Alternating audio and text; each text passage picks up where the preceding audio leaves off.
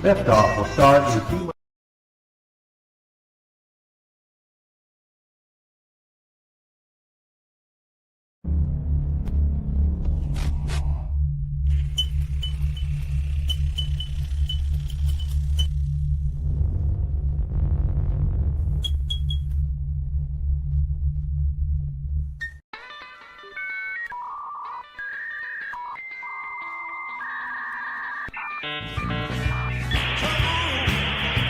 Liftoff will start in T-minus 10 seconds.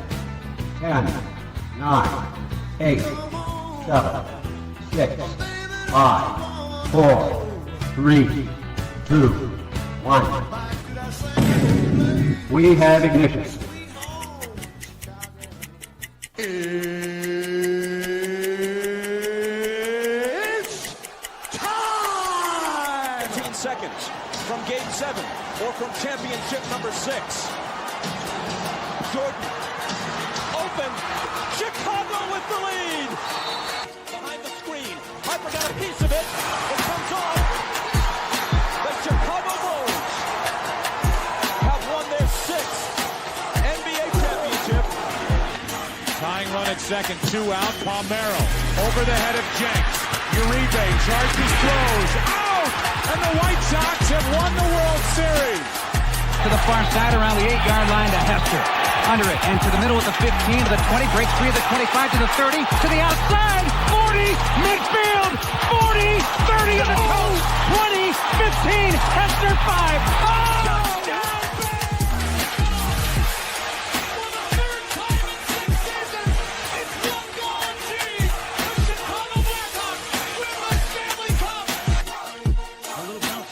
Toward Bryant, who will glove it to Rizzo. It's in time, and the Chicago Cubs win the World Series.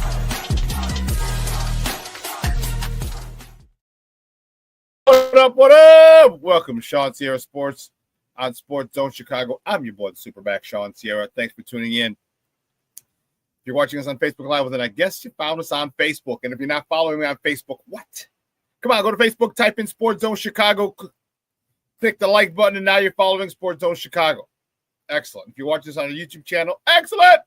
And if you're not subscribed to our YouTube channel, for real, come on, guys. Go to YouTube, type in Sports Zone Chicago, click the subscribe button, but also click the notification button. That's the little bell next to it, and that'll let you know anytime a show from Sports Zone Chicago is going live. Get it? Got it? Good. Listen. We got a great show for you. You can also tweet the show. Tweet us at Sports Zone Shy. That's CHI at Sports Zone Shy. Now, if you want to follow me, just me personally online. Want to know what I did? Let me tell you what I did. I made it nice and easy for you folks. Nice and easy. One handle for Facebook, Twitter, Instagram, Snapchat, and TikTok. All one handle at the Shawn Sierra. Man. We got a great show for you, but I need you to get interactive. So whatever platform you're watching this on, whether it's Facebook or YouTube channel, leave a question or comment on that platform. It'll come up here in the thread. We'll put it up on the screen. We'll incorporate it into the show. And that, my peoples, is what makes this the best Chicago morning sports talk show around. And that's you. So bring them all, baby. Questions, comments, smart-ass remarks, because ain't nobody scared over here. Like The Rock said, baby, don't sing it. Just bring it. Lord have mercy. This chat is jumping like crazy. My goodness gracious, great balls of fire. Cornelius Squalls in the house. What up, what up, what up? ShawnSierraSports fan, flighted up. Stop the nonsense, Cornelius. You don't have to fly that damn thing. Mr. Shorty's in the house. What's up? Top of the morning to you. Thank you for tuning in, sir. Appreciate you. Rick Gonzalez. Good morning, everyone. Happy Friday the 13th. FGB. Just because you don't have to qualify it. FGB anytime you want. I could give a rat's at anytime you want. FGB. Yes. And cousin kissing Mother Hubbards. But Sean Walls in the Mickey Vicky house. A Mickey Vicky Friday the 13th. Yes, it is. It's Friday the 13th, and I'm playing Jason. Nice. My man Armando Emeterio Lara Jr.'s in the house. What's up, Papa? How are you? Junior is in. The party can start. That's what I'm talking about. Levent Lee, stop with your nonsense. It's like TGIF sports owners. Go stop with the craziness. Craziness. Patty Lara, happy Mickey Vicky Friday, baby. It's the weekend, baby. Yes, it is, doctor. Yes, it is. Yes, it is. It's Shawn, Patty, Junior. Everybody's exchanging pleasantries. Okay. Says on the way to doc. Okay, cool, bro. Cool. Hope everything's all right. Works out good. The vet leads like, sup, Shawn. My internet is acting weird today. Let me know if I'm lagging or if I'm slow or like looking like Max Headroom. Remember Max Headroom? Remember Max Headroom? My internet's acting kind of weird today. I don't like it. Took me a while to log on and actually go live. I don't know. Morning to you, Shawn. Jeremiah's in the house. He's watching as well. Good morning, mijo. Thank you for tuning in. Hopefully we'll get you to be a Sox fan. Smart one in the family. Seems normal. Okay, cool, Papa. Thank you, Rick. I appreciate it. Appreciate it. Man, we got a great show for you. I got a lot to talk. I got a lot of problems with you people. We got a lot to talk. We got baseball to talk. Cubs, Sox. In action last night. Both teams out on the diamond. We have that to talk.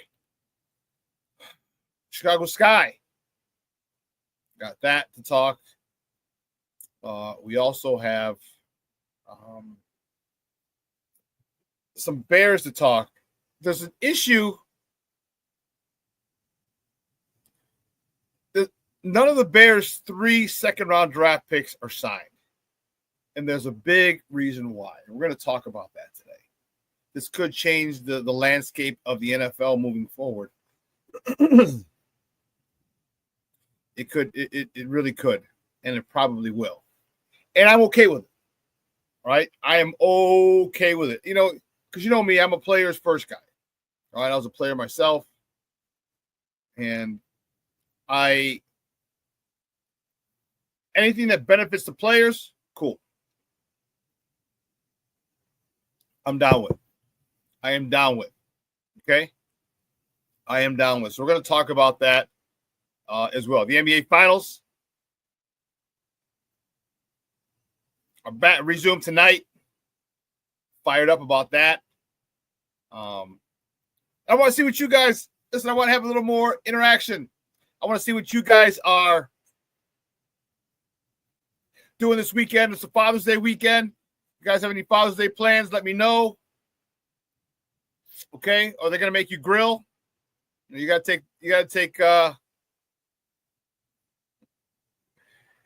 take moms out for dinner, but you get to grill. Ain't that special? Ain't that special?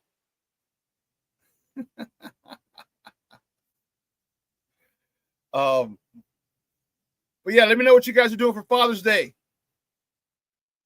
All right. And just let me be the first to say happy Father's Day to all my fathers in the chat. Fathers are so important. The male aura, the male ego, the male love that they give children is often underestimated. All right. It's often underestimated. And I just want to be the first one to say happy Father's Day to you guys for this weekend coming up. You know, you guys are the ones that make men, that turn your boys into men. Okay. And you're the only ones who can do it. And I appreciate it. I appreciate all you guys. I do. And, you know, fathers don't get as much love as moms do. All right. But you definitely need it and deserve it. So, again, happy Father's Day to you guys this Father's Day weekend. But, yeah, so we got that talking. So we got a lot to talk about. And I want you.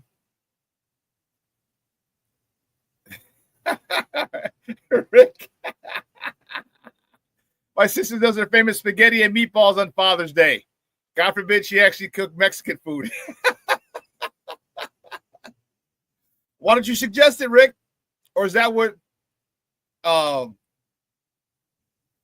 Is she married? Is that what her husband likes, or why does she make that? Is that a special request? Because why don't you request it, Rick? Like, damn, dude, give me some arroz frijoles, some carne asada, some milanesa de pollo, de res, some menudo, pozole, something. Or hell, just go get some carnitas. Go get some carnitas, bro. That'd be dope. That would be dope. My sister does it. That's awesome. Cornelius Call says, I'll be chilling, accepting all the best wishes. Good.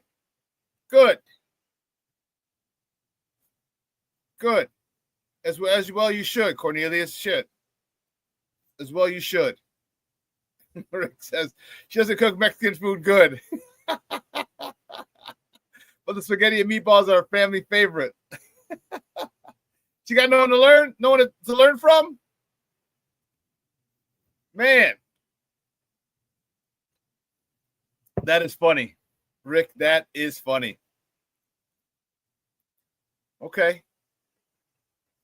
Well, tell her shit. Order out. Hey, go. There's a couple local Mexican restaurants. Where you at, Rick? Oh, okay. I got it. She married an Italian. Hey, forget about it. Forget about it. You got some spaghetti. Forget about it. Don't ever go against the family, Rick. Don't ever go against the family. I got it.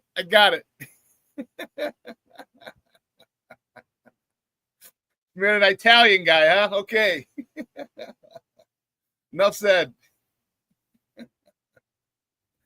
That's awesome, guys. That is awesome. I'm so happy for you guys. Everyone else. Again, if you're doing anything special or nothing at all, put it in the chat. I want to talk about it. And I want to honor you guys for being fathers, for being present in your kids' lives, because there's so many kids out there who don't have father figures. I was one of them, and I was very fortunate to have some uncles around, but I was very fortunate to have Coach Quinn and Coach Schaller, my football coaches, who really, really impressed on me how to grow up and how to be a man. And I'm really grateful. And my uncles as well. All of them have passed at this point. Just my mom and her one sister are left, but I am grateful for the times that that I had with my uncles and the time that I had with Coach Quinn and Coach Schaller. Big shout out to those guys, because man, they were tough, boy. Growing up in the 70s and 80s and having those guys as coaches, man, they were just straight tough. Different time. But I appreciate that, and I'm grateful to my uncle, to Coach Quinn, Coach Schaller, my uncles, and some of the other coaches that I've had in my life, and other father figures that I've had. They've helped me out a lot, and I'm grateful. So, and then happy Father's Day to all the fathers who are no longer with us.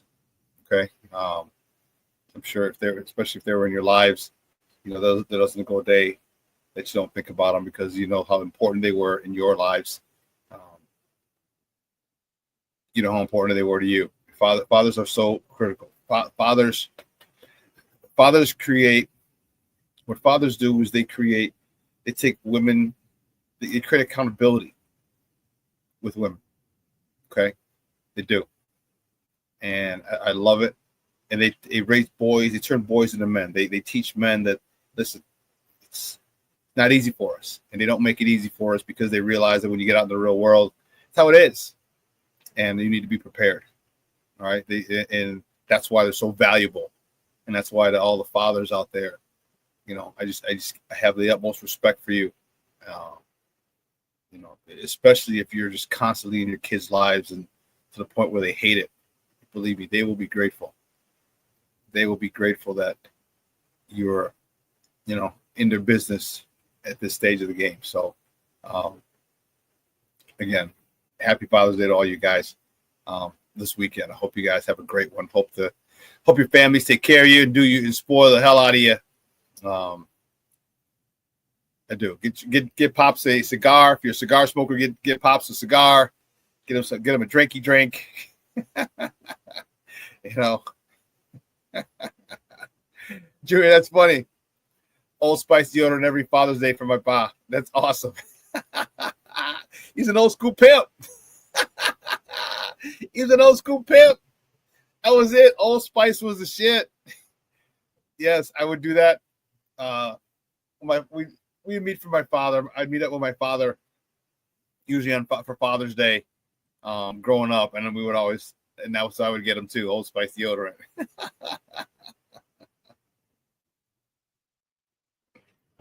That's funny. That's funny. That's classic. Old Spice deodorant and Brute.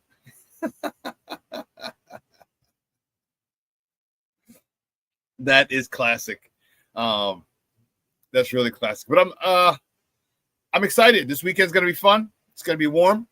For all the Chicagoland area. Listen, if you're not following me on Facebook, do yourself a favor. Follow me on Facebook. I just posted yesterday all the cool stuff happening in the city for the summer. I posted all the rooftops, patios, festivals, farmers markets. It's like there's 1, 2, 3, there's 6, 8. There's 8 different slides I posted. All right, 8 different slides I posted with all the stuff going on in the city of Chicago, within the city limits. Now, don't get me wrong, there's more stuff out there in the burbs, in the Chicagoland area. They have some rooftops, patios. There's more land out there. But I posted that stuff, and find something to do this weekend with Pops. And it's going to be a beautiful day, beautiful weekend, beautiful week. I know it's a little overcast today. That's fine. But I know on Sunday, what's it going to be like Sunday? Let me check Cheryl Scott's forecast. Oh, snap. 85 and dry and mostly sunny. 79 today, showers mainly in south, cooler by the lake. Tomorrow, Saturday, 80 degrees, clouds in the AM, sun in the afternoon. Sunday, 85 degrees, mainly dry. That's what I'm talking about. Damn, Monday, 87, Tuesday, 88, Wednesday, 90, Thursday, 90. Woo-wee. It's going to be a nice one, baby. You got it, Mondo. Hashtag Summer of Shawn. You know it. I am probably going to be up so I'm going next week. I'm going to Summerfest up in Milwaukee. It starts Thursday, Friday, and Saturday. It goes Thursday, Friday, Saturday. They broke it up in 3 weekends in a row, which I thought was great instead of 2 weeks consecutively. Bone Thugs and Harmony, the Isley Brothers are going to be up there, and they're all on free stages. If you've ever been to Summerfest, they got like 5 or 6 free stages, and the one where a lot of the big time acts, you got to pay an extra fee. But all the people that I want to see on June 19th are on free stages. So I'm going to head up there on Thursday. Summer, Shawn, it begins, Mondo. It begins, baby. I got a couple boat trips already planned. I'm telling you, summertime shy is nothing like it. And, we have a lot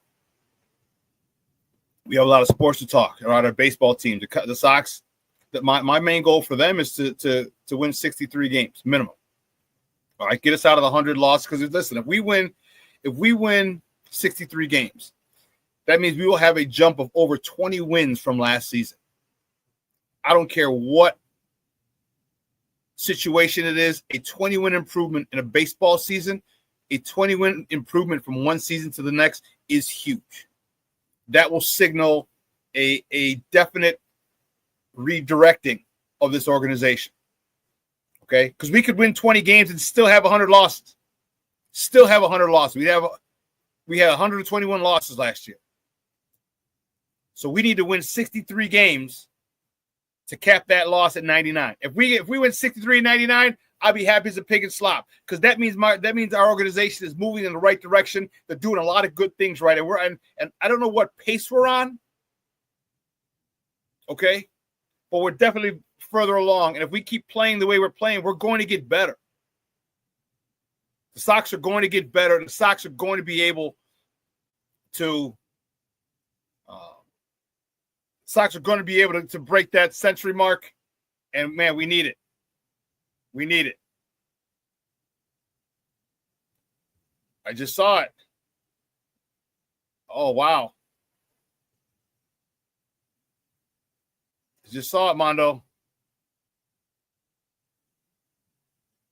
Holy cow. According to this came across in Bleacher Report.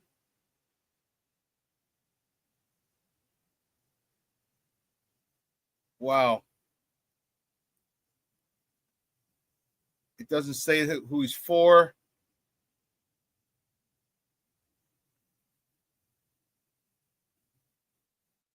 One day after requesting a trade from the Brewers, Aaron Savali has been shipped to the Chicago White Sox, according to New York Post John Heyman.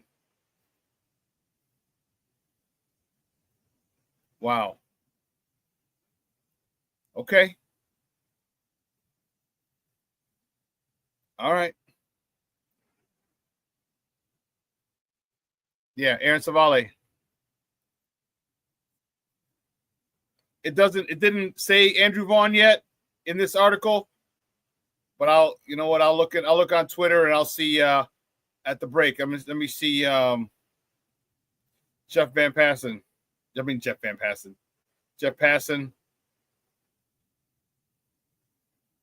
No. John Heyman.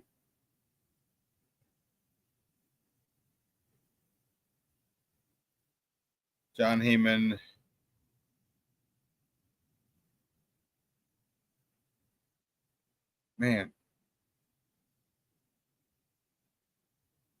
That's crazy. Oh, Jesse Rogers? Okay. I'll check Jesse Rogers. There we go. Okay. According to Jesse Rogers, yes, 17 minutes ago, the White Sox have traded first baseman Andrew Vaughn to the Milwaukee Brewers for pitcher Aaron Savali. Sources tell ESPN. Okay. Jesse Rogers tweeted it. Thank you very much. All right. You know what? It makes sense. Now I got to do some work on Aaron Savali. And unfortunately for Andrew Vaughn, hopefully he can, with a relocation, he can kind of get back to being a good player. Well, he's not really a good player with us, but hopefully he can live up to his potential with a change of scenery. I know it's 90 minutes away, but Andrew Gone is now his nickname. Andrew Gone. He is a Milwaukee Brewer. And crazy stuff happening as we speak, baby. That's what I'm talking about. But listen, let's take a quick break. All right, on the other side of the break, we'll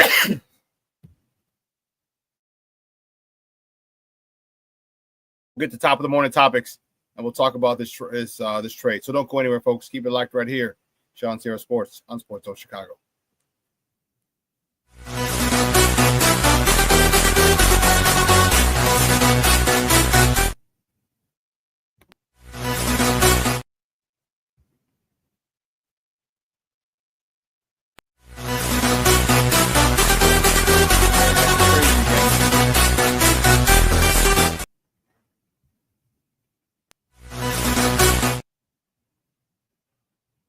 We'll get to this commercial, I promise.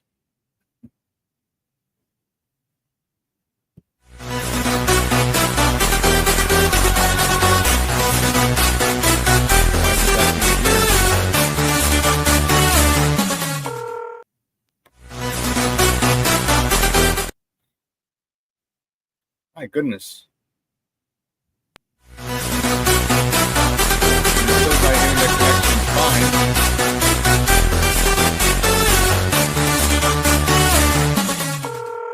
Connected, secured.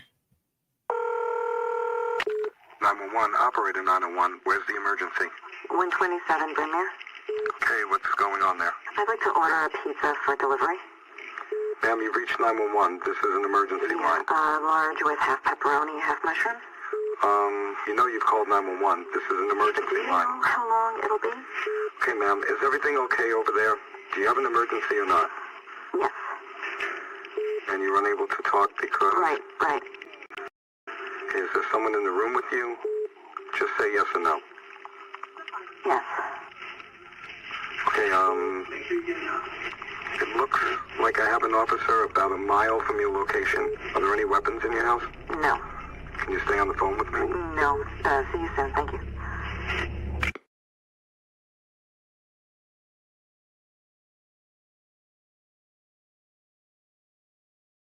Every day, we take steps to keep the people we love safe, but some health risks are easy to miss. Ticks hiding in the yard can spread germs, like the ones that cause Lyme disease. Mice searching for food can spread bacteria that makes us sick. Mosquitoes lay eggs in standing water and can spread West Nile virus and more.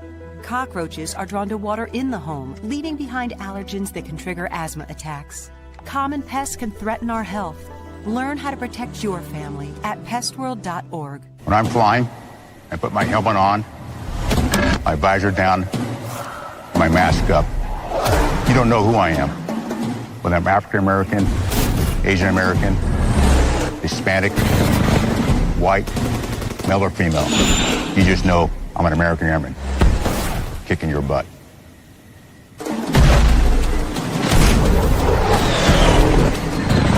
I'm General C.Q. Brown Jr. Come join us. No, I don't know though. I'm scared. I mean,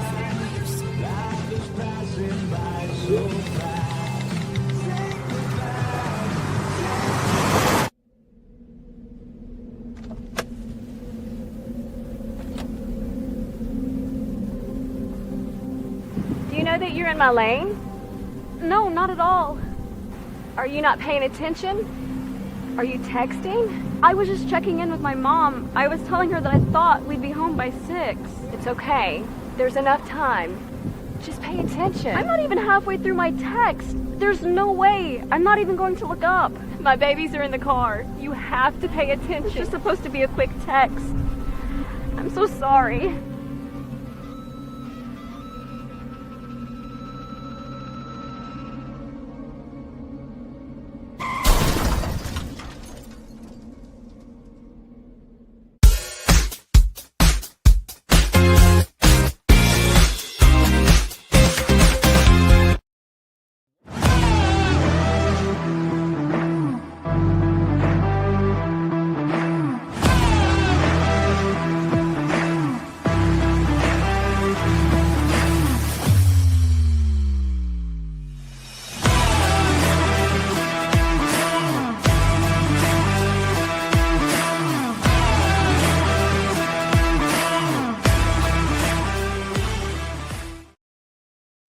Welcome back to ShawnSierraSports on Sports Zone Chicago. Those courtesy of Nicholas Moriano, Zach Pearson, and Sean Hammond.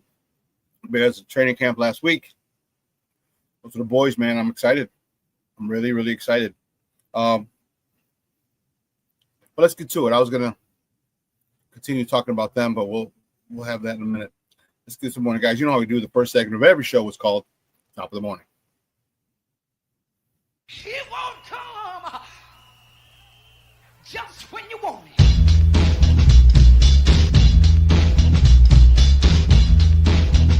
Top of the morning to you. Top of the morning to you. See, the first top of the morning topic. Which way do we go? Which way do we go? Which way do we go? I will start here with you guys. Cubs beat the Pirates yesterday 3-2. Jameson Taillon, he got the win. He's 7-3 on the season. Was 6 1/3, 4 hits, 2 earned runs, 2 walks, 7 punch-outs. Presley came in, got his 5th save of the season. PCA was 1 for 3. Big blast, home run, his 18th of the year, driving in his 56th and 57th runs of the season. And Mr. Outcast himself, Seiya Suzuki, he was 1 for 3 as well with a homer, his 17th of the season. And he drove in his 57th run of the year. But, man, both guys so close in homers, 18 and 17, both guys exact same RBIs in 57. That's crazy. Staying with the Cubs. Next top of the morning, top of the Cubs stay in Pittsburgh. It's a 4-game set for them, which started yesterday. They're in Pittsburgh again today. First pitch is at 1:20 Central Time. You can catch that game on the Marquee Network or listen to it on their flagship station, 670 AM. Probables for today's game. Were they in Pittsburgh or were they home last night? I think they were home last night. I think they made a mistake on this. Yeah, let me. Yeah, the Cubs were home. Cubs are not in Pittsburgh. They're here. They host Pittsburgh today at 1:20. You can catch that game on Marquee. Probables. Paul Skeens is on the bump for the Bucks. He's 4-6 with a 1.88 ERA going up against Cade Horton. It's going to be a nice matchup. That's going to be a nice matchup. Wow.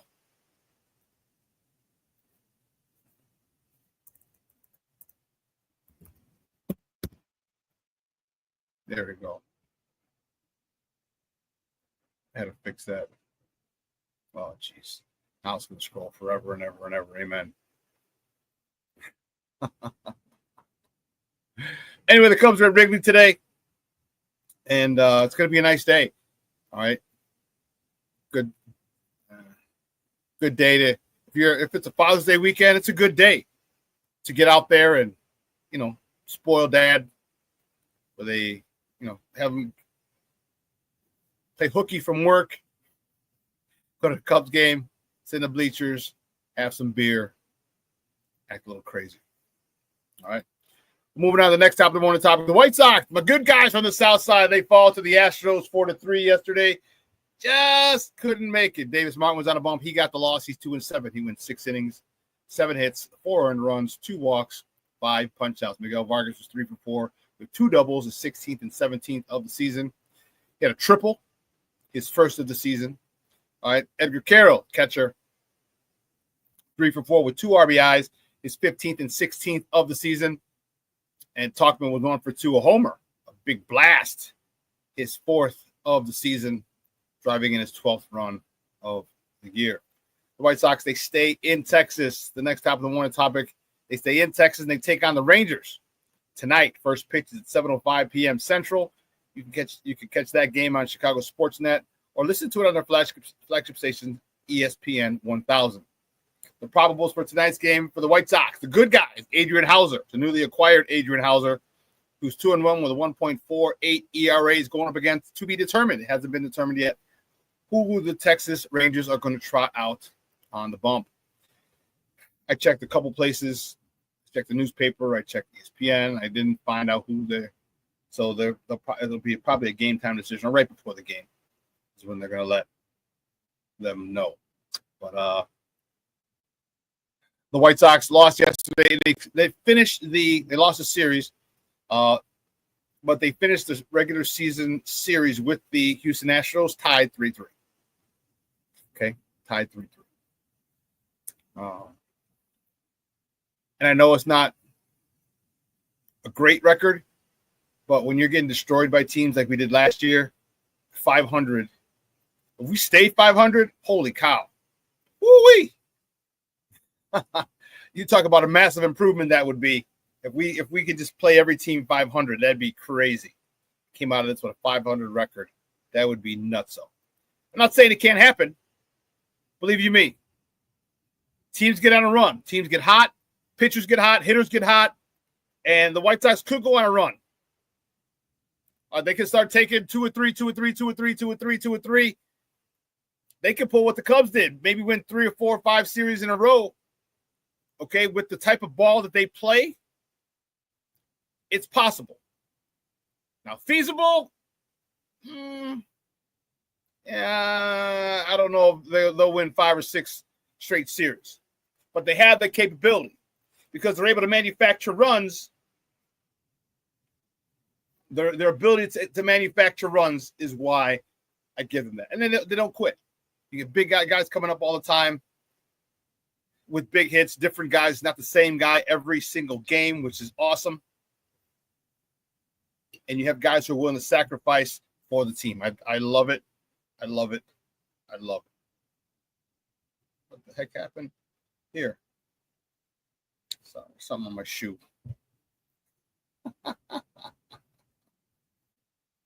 The next top of the morning topic, the Sky. The Sky traveled to the ATL to face the Atlanta Dream. The tip-off today is at 6:30 p.m. Central. You can catch that game on Ion Network. All you cable guys, cable people, go to Ion TV, and you can catch that game tonight. looking forward to it. Angel Reese has a lot to unpack. All right, there's a whole bunch that she's got to do. Yeah, let's see this. Did he check in? Yeah, my man's checking in. Where's it at? Yeah, Black Diamond's checking in with his nonsense. Top of the morning, go Cubs. Stop that, Black Diamond. You, Patty, Junior, Levette. Stop the nonsense. Rick Gonzalez says my first concert was at Summerfest. Hall & Oates back in the 80s. It was terrible. Oh, wait. Don't blaspheme, bro. What do you mean it was terrible? Like the sound was terrible, or they were terrible? Dude, Hall & Oates there were some studs back in the day, boy. Hall & Oates. She said, man eater. I can't go for that. Come on, man. Classics. Don't you disrespect Hall & Oates, Rick Gonzalez. Don't you disrespect them. So let me ask you a question. Did you have your mullet? Were you ready, bro? Business in front, party in the back?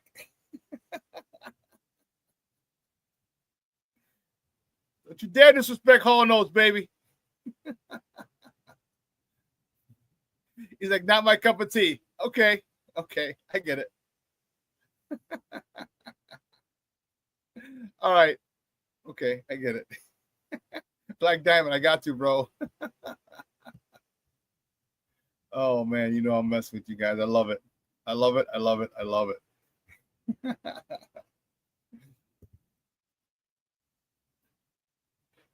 Big time mullet. That's what I want to hear, Rick. That's what I want to hear, baby.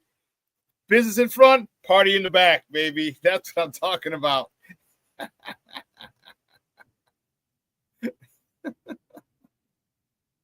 Oh, that is classic. I love it. Next top of the morning topic, the NBA Finals.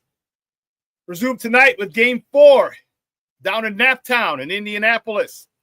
Tip-off is at 7:30 p.m. Central. You can catch that game on ABC 7.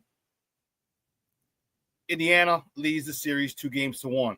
This is a huge game. This is a pivotal game. Indiana takes this. They are in the driver's seat, firm control of this series. Okay, OKC's got to fight. They got to get that home court back. It's going to be a tough one. It's going to be one hell of a game. Pressure on both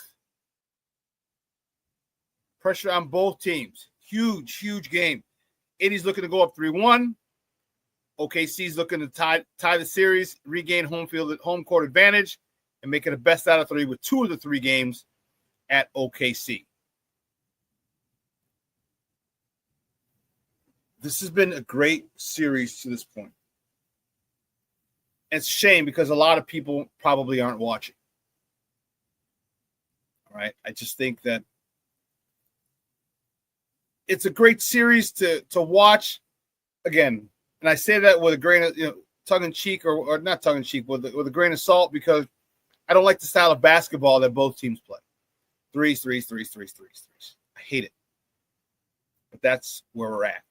That's the state of the NBA today. I hate it. Like men on film. Hated it. Can't stand that type of basketball. Rick says, I have not watched 1 minute, to be honest. I hear you, Rick. You're like a lot of people, bro. You're like a lot of people. All right? A lot of people aren't into this style of basketball, and I get it. Especially as old heads. Get off my lawn. All right? We grew up on a style of basketball that was different. All right? We didn't have guys pass it up uncontested, nobody in the lane layups to kick it out to the corner for a 3. We didn't have that. Okay, and it's frustrating for us as old school basketball fans to see that on a consistent basis. The one thing we can appreciate and do like is the physical play that's being allowed and the way that Oklahoma City plays defense. OKC plays some great team defense. King Book of World checking in. He's like, 119 threes a game?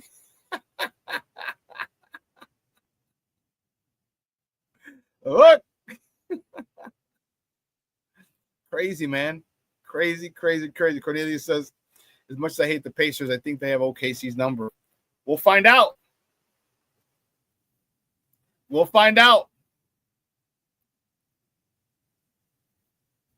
And Cornelius says, man, you're missing some good basketball. These are the two best defenses in the NBA. Yeah, I agree. And then that's what I'm saying. That's why some people really like it like this because of the defenses that these guys play. But even so, the number of threes is really what turns people off. And I get it. I'm not a big fan either. Not a big fan at all. All right. But as I said, that's where we are. That's the state of the NBA today. So it's great because you're able to, run up and down the court. You're seeing a lot of, beautiful shots, great long distance threes, logo threes, shots from the corner, which are a little shorter. Okay. Great stuff.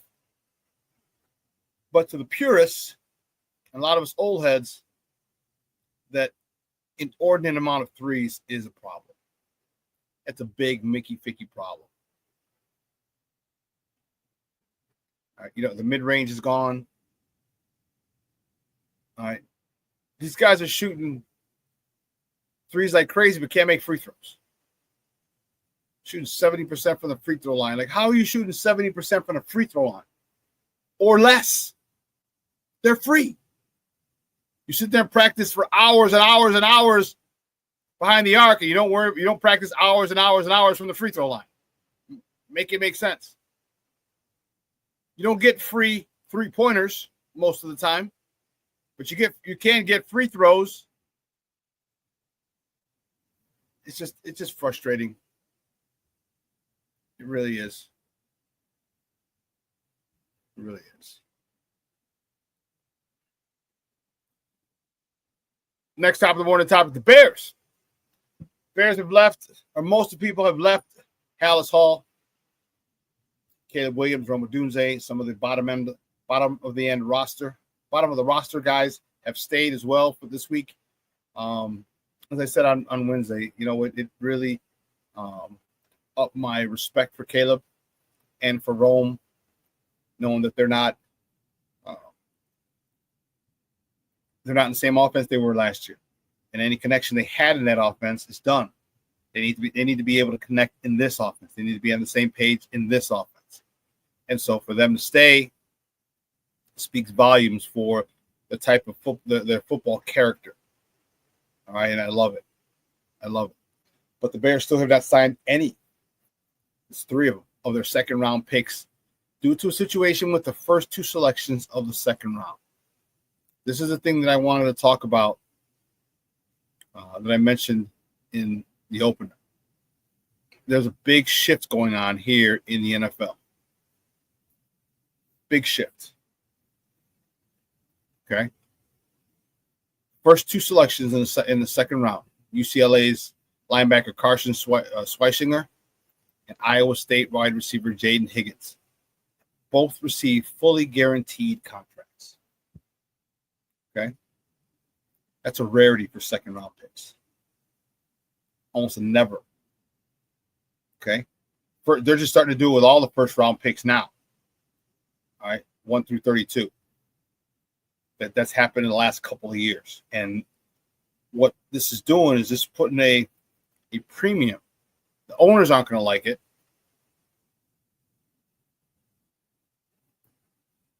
Owners aren't going to like it because now they're slotted. They're contractually obliged to pay 2 rounds of players.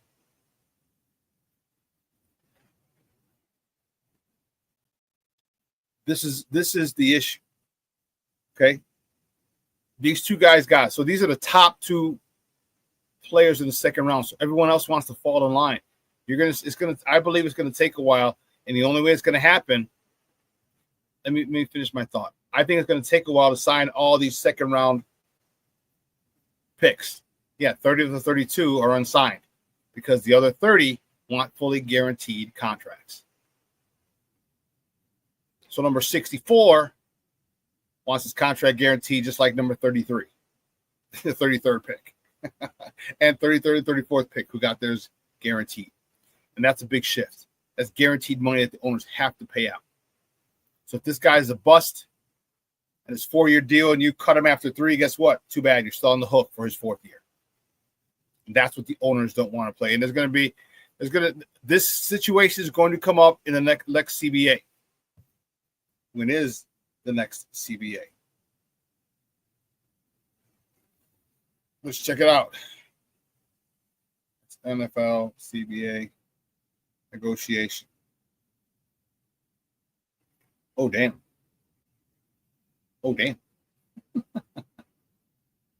Not till 2031. Okay. But this is, even though it's not going to be collectively bargained or can't be collectively bargained until 2031, it doesn't mean it can't be commonplace amongst teams.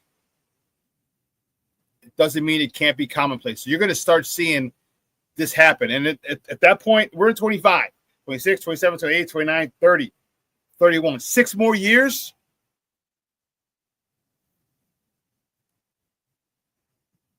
Rick, you hit the button, you hit it right in the head. NFL owners crying poor. Like, come on. And here's each NFL revenue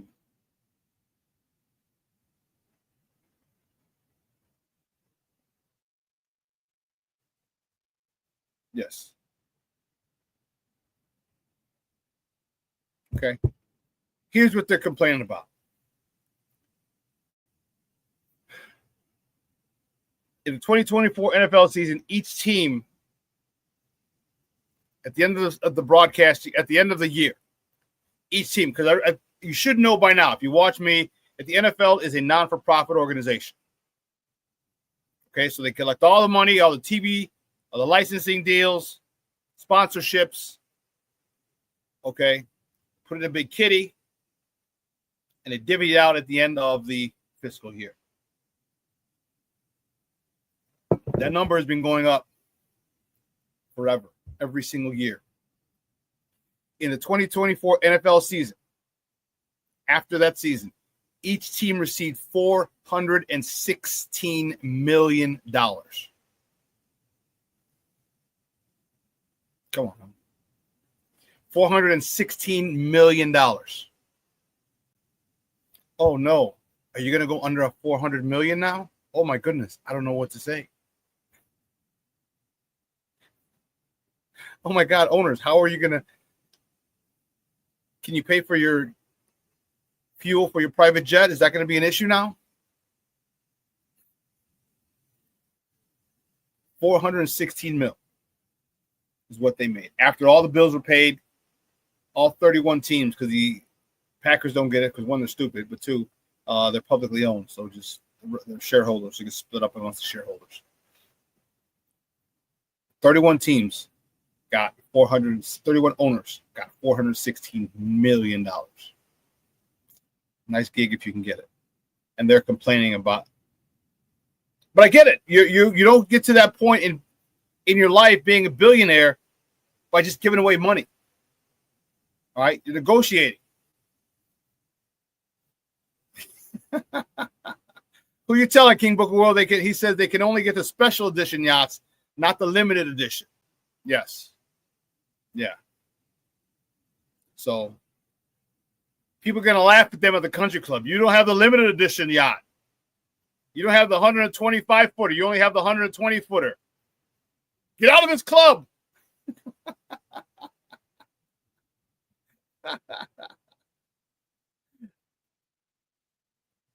You're beneath me with a 120-foot yacht. Who comes in this club with a 120-foot yacht? got to be at least 125-foot yacht. But that's going to be a problem. That's going to be a situation because a lot of teams a lot of players, their agents are holding out for this type of incentive. I get it. The NFL is a copycat league, and in more ways than one.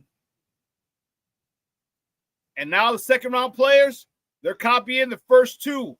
Carl Schwarzenberg of UCLA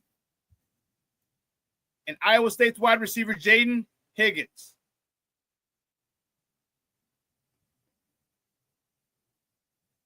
So Schwarzenberg was drafted by the Browns, and Higgins was drafted by the Houston Texans.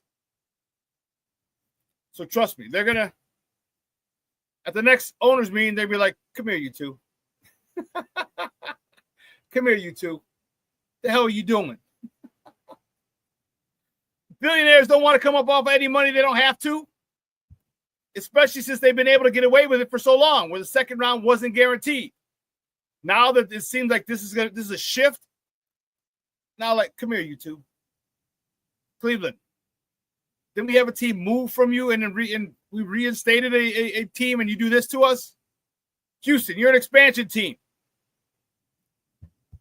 Got no business doing this to us. These owners are going to say, trust me. That is nutso. But let's take our second break. On the other side of the break, we'll talk a little baseball. All right, so don't go anywhere, folks. Keep it locked right here. Shawn Sierra Sports on Sports Zone Chicago. Hey, it's your boy, the SuperBack, Shawn Sierra, and be sure to follow Sports Zone Chicago on all social media platforms, on Facebook, Instagram, and our Roku channel. You can find us at Sports Zone Chicago, and on Twitter, we are at Sports Zone Shy. Also, be sure to download our mobile app so you can take Sports Zone Chicago with you on the go.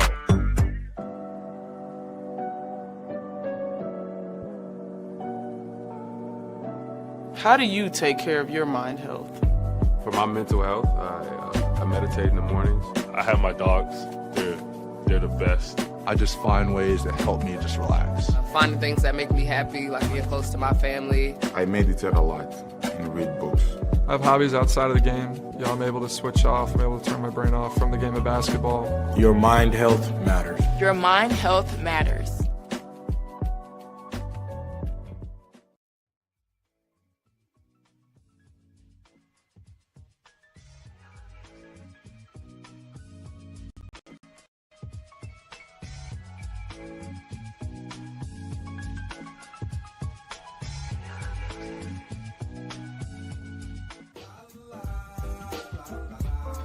It's a romance sport. What? It's a romance sport like that. Your Marine Corps' way of life is to defend the American way of life.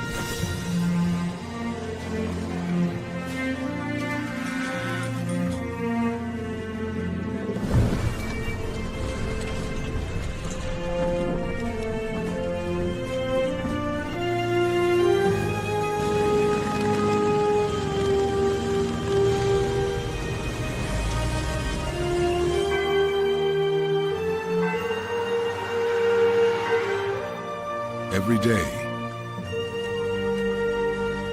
no matter where we serve,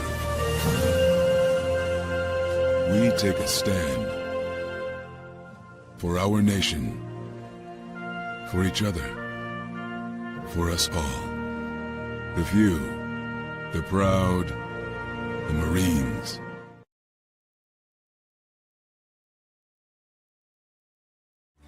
Everybody in a work zone is someone somebody. This is my mom. She works for KDOT. This is my dad. This is my mom.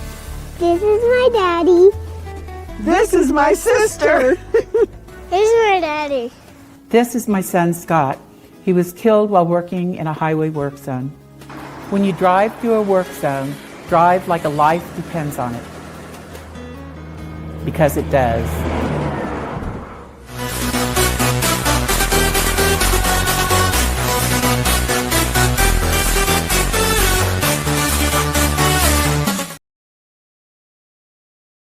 Yeah, no, he misses a lot. I mean, anytime you're not out there, if you're in the training room when the rest of the guys are practicing, you're losing valuable time with your coaches, valuable reps with your teammates, the ability to build the trust that we're talking about. It's not just the coaching staff having trust in you doing the right thing over and over, but it's also your teammates. They got to be out there. They got to see you do it. They got to know that the guy right left of them, that they're going to do the right things and they're going to make the plays when called upon. So, I think it's for everybody, and it's a shame that he got dinged up and missed all that time, because for a young player, it's really where you get the most reps and you can get better in a hurry that way. So that's really for every player on this team. Welcome back to ShawnSierraSports on Sports Zone Chicago. Those are courtesy of the Chicago Bears. That was our man. That was the guy. All right. That was Ben Johnson. I've had a lot of conversations about him. I was on a podcast last night with my guy Emilio Bucks, who was on Wednesday. I was on his podcast last night, and we talked a little Bears for a minute. And the cool part about this is I'm excited because we have the guy. We have Ben Johnson. Ben Johnson took a quarterback that not a lot of people, the Super Bowl team, felt was their weak link in Jared Goff, and turned him into the leader of the NFL's most potent offense the last couple of seasons. Okay, so we got that guy, and I hope it's going to be Caleb, but if it's not Caleb, I have faith that this guy can get it done with whoever it's going to be. Again, I'm not taking a shot at Caleb. All you Caleb people, relax. All I'm saying is I'd rather have Ben Johnson. He's the most important piece in this puzzle. Okay? We had Caleb last year. All right? We didn't set the world on fire. Okay? We got Ben Johnson. Okay? That combination could be very, very, very potent and very problematic to a lot of teams. So I look forward to this, and this is why I'm, give me the, what happens when you have a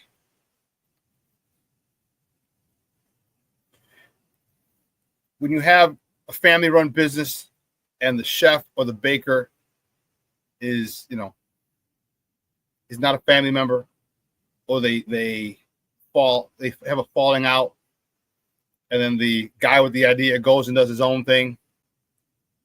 He's the important person. He's the most important person. And that's who Ben Johnson is. Okay. There was an old fogey stogie. All right. Who at one point said coaching matters.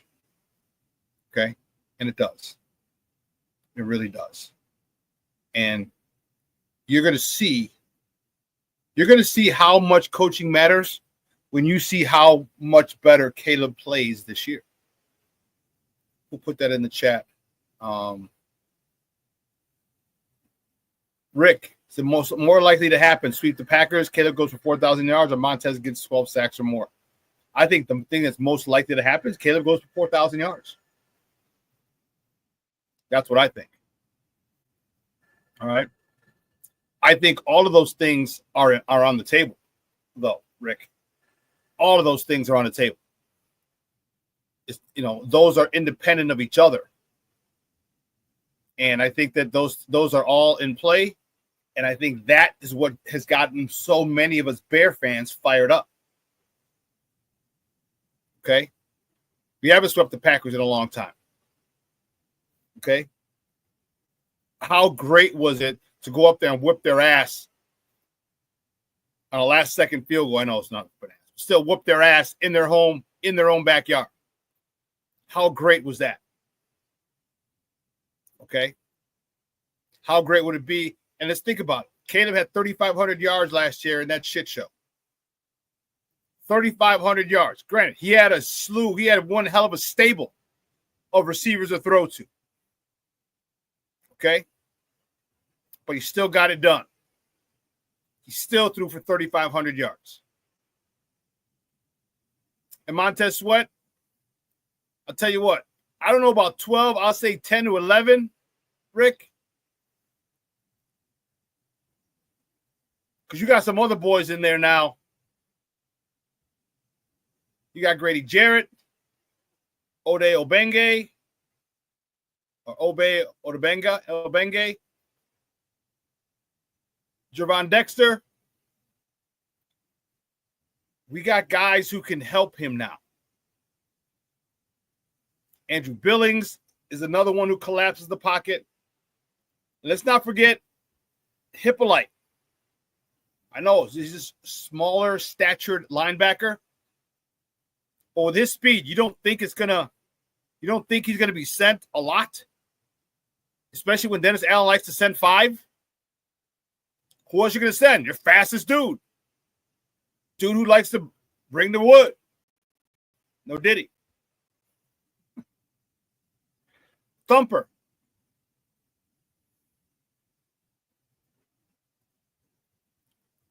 You know,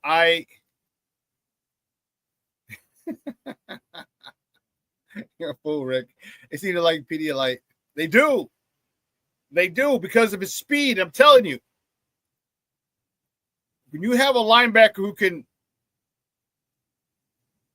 can blitz with the speed that he has. Again, he's not very big. He's about 5'10". 225, I want to say. Small for a linebacker. But ran a 4.3. Man, when he cuts through that hole, he's at full speed. If a running back has to come across the quarterback's face, he might not get him in time. And if he is, man, that's a hell of a head start for PD. I know you got me saying knucklehead. For Hippolyte.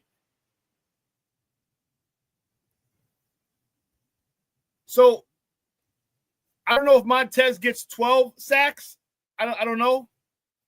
I say he gets double digits, maybe 10. Hey, please prove me wrong, Montez. Prove me wrong. Get 13, 14 sacks. Because they're going to have to go man-to-man on you because they got a lot of people. We send 5, you got 5 offensive linemen. Everybody got a man. You're going to be in a lot more one-on-one situations, and you better be able, for $96 million, your ass better be able to beat a lot of these tackles. I know they get paid big money too, but here's where we're going to find out what kind of dog you are. Here's where we're going to find out what kind of player Montez Sweat is when he's singled up most of the time, because you bring Hippolyte, that's 5 blockers, that's 5 defenders coming at you. Who can win the one-on-one? Can he hold you out all game long without a sack? We're going to find out. Grady Jarrett, that's why I said maybe 10, because now you got to stop Grady Jarrett, especially on passing downs, 3rd and long. Man, you know Grady Jarrett is pinning his ears back. Andrew Billings has consistently collapsed the pocket since he's been here. So Montez Sweat, you get pressure on the edge. Odebengo, you get pressure on the edge. Quarterback got to step up. Oh, snap, can't. Billings just collapsed in the pocket. Hippolyte's coming on a blitz. Gervon Dexter's penetrating from the 3 tech. There's going to be a lot of one-on-one matchups that these guys are going to have to win. And I like the philosophy of bringing 5 and making it a one-on-one matchup every single play. Especially pass plays. Every single pass play, it's one-on-one. And if you are a defensive end or defensive lineman, your mentality should be, no one man can block me. No one man is going to stop me from getting to the quarterback.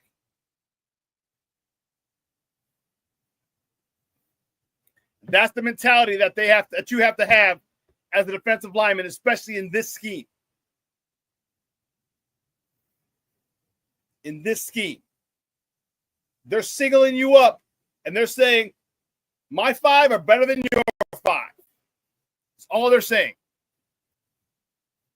So Montez Sweat, you going to earn that damn near $100 million? You're going to earn it this year? I don't know. We'll find out.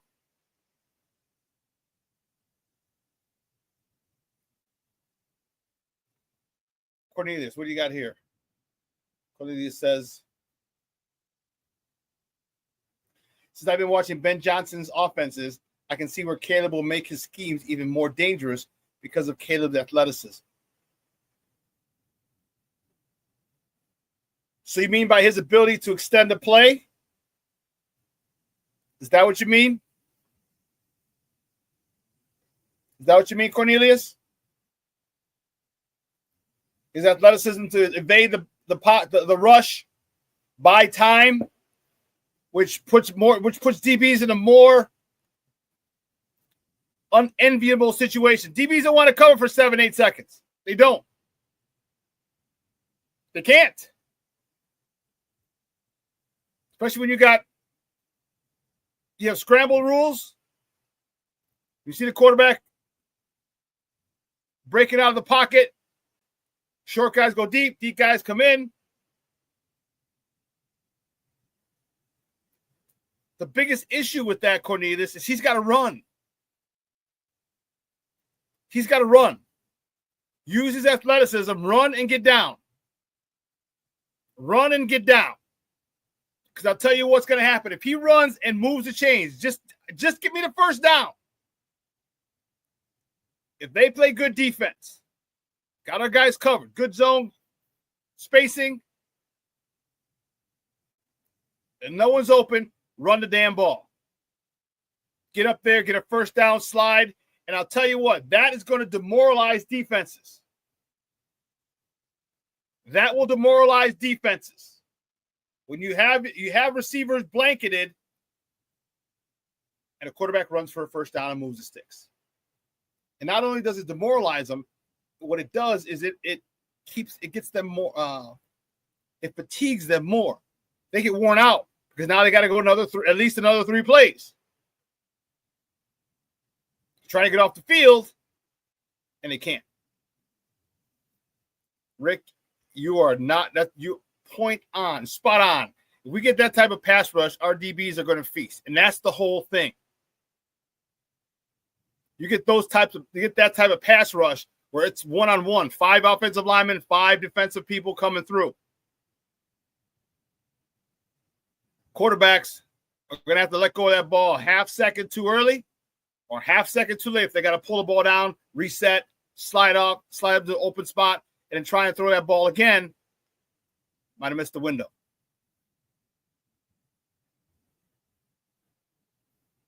Cornelius says they have to account for him on a lot of plays. Yes, they do, but he's got to run. He runs the way Roschon Johnson runs. He's running like scared. Like, oh, someone's coming. He's looking for someone to tackle him. This is from a running back perspective. If you just need a first down, all right, you got to find the spot. Say it's a 16-yard line. Find the least path of resistance, get there, and get down. I would never go down. I'd always try and hit someone and gain more yards, but we don't need Caleb to do that. Find that first down marker, get a yard past it, and get your ass down. And get there to sprint. You know, guys who are running, they're looking and like run straight. Caleb has to do a better job of that. Once he makes a decision to run, he runs, it's going to hurt a lot of defenses. You're right, they're going to have to account for him. They're going to have a spy. If you have a spy, now you're screwed. Now you're taking the guy out of the secondary, out of the coverage. Shawn, you are right. I agree. O-line should be improved in short yardage situations. They should be, yes. Yes, they should be. And that's one thing I'm excited about. Caleb should have time. Caleb should have a lot of plays where he can stand flat-footed and survey the field.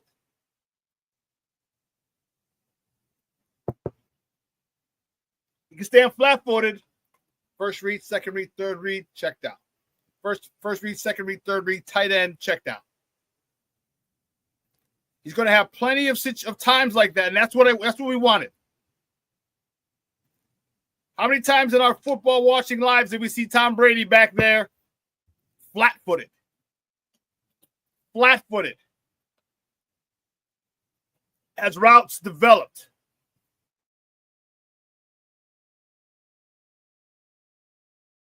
Back there, surveying the field. No. Go that way. You come in. Directing the receivers like an orchestra. Why? Because he had nobody there in his face. That's what we need. Can you imagine with Caleb having no one in his face plenty of times? That's what we're expecting. That's what we're expecting. And I don't care who you are. If you give a quarterback 6-8 seconds, they can pick you apart. They're in the NFL for a reason. Caleb was the number 1 overall pick. I'm talking about bottom end, 6th, 7th round guys. They can pick you apart if you give them 8-10 seconds. What is Caleb going to do if you give him 6-7 seconds to throw the ball? I don't know, but I'm going to have a hell of a lot of fun watching him do that. Hell of a lot of fun.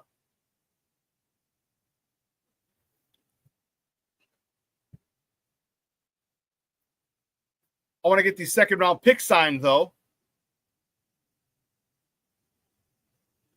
So I really want to see Shamar Turner. I really want to see Luther Burden. And Ozzie Trapillo. I want to see those guys.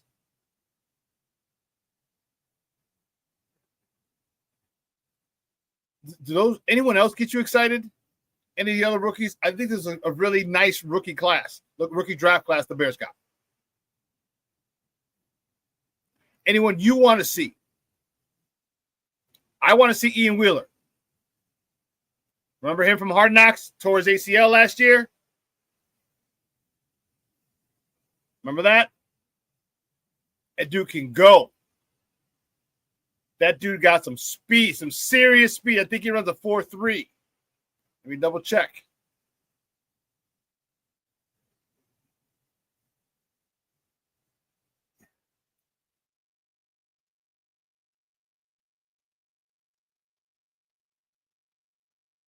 There we go. Oh, Jesus Christ. Ian Wheeler's 40 times a 4.39. A 4.39. So you get him out in the open. I mean, how tall is he too? The player profile. I don't think he's a bigger back. Oh, it's 5'10". 5'10", 205. Not big. Cornelius, I want to see him too. Cornelius says, I want to see Zaw Frazier. I want to see him too because he's a prototypical Dennis Allen cornerback. Prototypical. 6'3". He runs a 4.39 as well. Good cover skills, good makeup speed. This is specifically for Tyreek Stevenson. This was a message sent to him.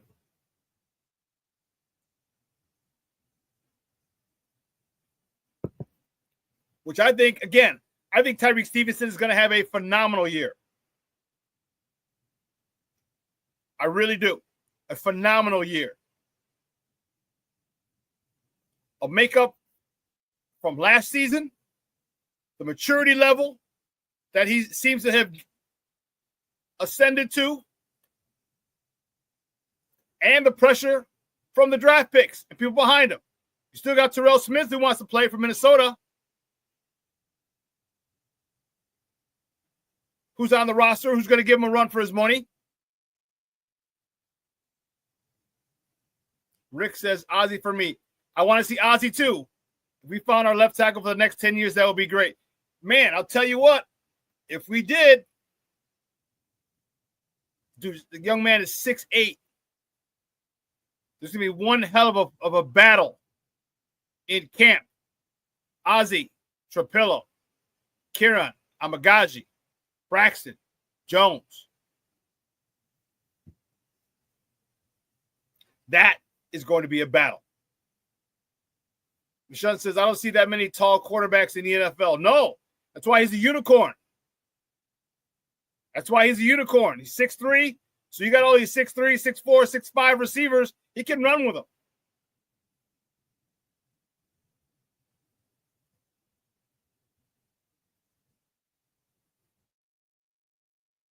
Cornelius says, Dennis Allen asked Zah when he was drafted, was he afraid to press man? And he said no. With that makeup speed, he shouldn't be. That makeup speed is nice. Yes. Rick Gonzalez, Frazier got some go-go gadget arms. Oh, man, that's hilarious. That's classic. But he does. And what's weird, I have some long arms too. And I'm like, I never really realized how long my arms were, until maybe like 15 years ago. Most of my career, I never realized how long my arms were. And, we'd have banquets and stuff at the end of seasons or coaches. And I'd be like, hey, what shirt size you wear? So, when you get a shirt size for a man, it goes neck / arm length. So I got 17.5, 34, 35 arm. And some of my linemen were like, I need an 18, 32, 33. I'm like, 30, your arms are that short? Having that is a huge, huge, huge benefit for DBs. Not only you're tall, but your limbs are long. You're athletic, so that ball goes up. You can go up one hand and get up even a little higher, an extra inch or two, going up with one hand. And even if you don't pick it off, you deflect it on third down. Now they got to punt. Yeah, but Shawn, this guy's gonna, and this is what you want. This is what you want. You want competition. Tyreek Stevenson. Okay, Papa. How sorry are you? How focused are you on this season? Because you got cough now. You got mugs breathing behind your neck. Terrell Smith wants some of that work. Zach Frazier wants some of that work. How much are you going to let them? How much of your work are you going to let them take from you? And if you don't let them take it from you, guess what? You're going to have a phenomenal season, which I think you're going to have already. But you understand what's at stake. You understand that people want your job. You understand they're going to stop at nothing to get it. And for you to maintain it means you better play your ass off. And if you play your ass off, you're on one side, Jalen Johnson on the other side, Kyler Gordon in the middle. Who the hell's going to catch a goddamn pass on this defense? Who's going to catch a pass when a quarterback has to throw the ball a half second early because you got Montez Sweat, Gervon Dexter, Grady Jarrett, O'Day Alabengo, and Mr. Hippolyte coming at you. We're in a really good spot defensively. I know we added a lot of offensive pieces. We added a few key defensive pieces as well. And to me, that's exciting because not only did we focus on one side of the ball, we were able to get guys on both sides of the ball that can be instant contributors. With a defensive scheme, and I'll tell you what, Zach Frazier might just push you. He might get reps. He might steal reps from you just because he's that good. It all depends on him. It all depends on him. So Tyreek Stevenson, you better have one. What did I say? Don't fuck it up, kid. It's yours. It's your job for now. How long can you keep it?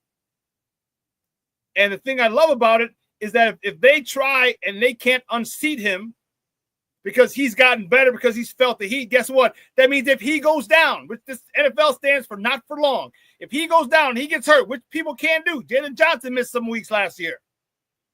We have a guy who could step right in and we will feel just as comfortable with him.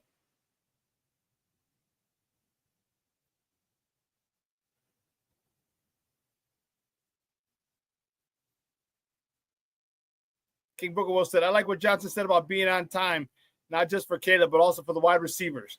Lets me know he saw something on film he's going to rectify. Yeah. Be on time. That ball's got to be at a certain spot. You have to be at a certain spot. Wide receivers. There's a lot. And, it's temper expectations just a little bit because I'm getting fired up over here if you couldn't tell. We still haven't seen Ben Johnson coach the game as a head coach. We haven't seen it. Okay, we haven't seen it. It's going to be some trials and tribulations, some bumps in that road. It just happens, which is why, again, I am ecstatic that he insulated himself with a guy like Dennis Allen, a guy who's been a head coach, who can help him. There's a lot of, how many times in our lives have people said, listen, I don't want you to make the same mistake I did. This is why I'm telling you this. And we just didn't listen. Plenty of times for me. And you're like, shit, I should have listened. I think Ben Johnson is a guy who's going to listen, which is why he brought Dennis Allen here.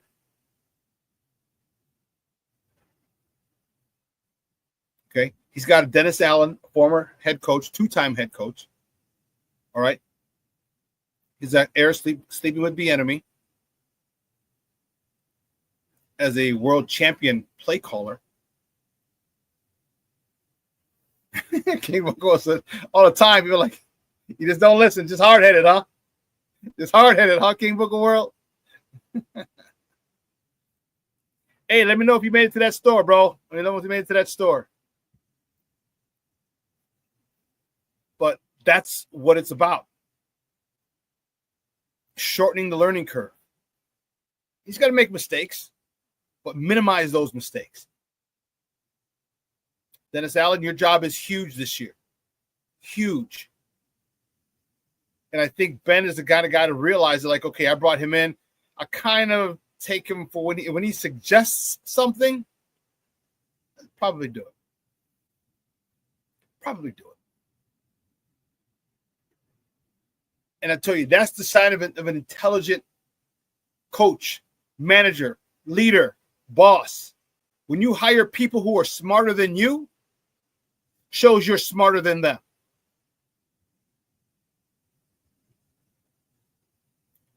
If you can follow that, you want the best people around you at all times, in work, in job, in life.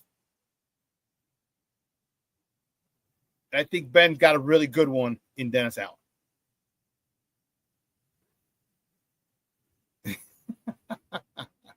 But Shawn says, fun fact, I'm the same height as Caleb, 6'1". You have a rocket arm like Caleb too, Michonne, or what?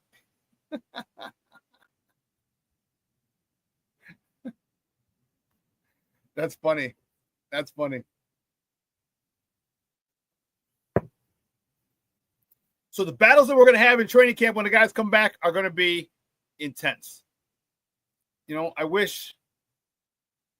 I hope Cole Kmet has a wonderful honeymoon with his lovely bride. I don't know how long they're gone for, a week or two, who knows? But I hope he's ready to kick some ass when he gets back. And I remember, right? Shawn says, I don't have an arm like I don't have that arm like Caleb. Good to know, Shawn. Good to know. I remember when you had time off just before training camp started. That was the best. It was the best time, but it was the worst time. These are the best of times. These are the worst of times. Because you didn't want to get hurt. You knew you had to continue to lift. And you didn't want to get hurt, especially at me. My senior year in college, we had a new coaching change. We had a coaching change, new head coach. My head coach had left and went to Maryland after we went 11-0. And 2 weeks before camp, I strained my back. I was literally warming up, and I had 135 on the bar. I was squatting 500 plus pounds at the time was my max. And I had 135 warming up and tweak my back. Couldn't work out for the last 2 weeks prior to the season. Didn't participate in training camp for the first week and a half. So believe me, I get it.